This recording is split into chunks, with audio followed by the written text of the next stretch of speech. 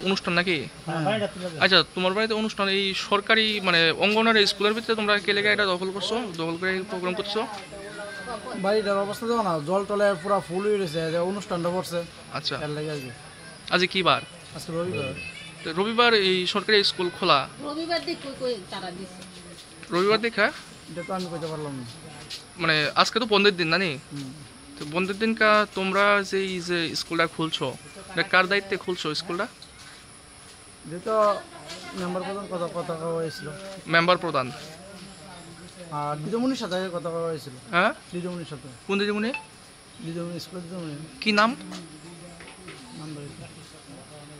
এলাকার ওই নানি? এলাকার ওই বাসিন্দা? সামনে একটু বাজার। আচ্ছা, তোমার নাম? আমার নাম অজয় দেব। অজয় দেব।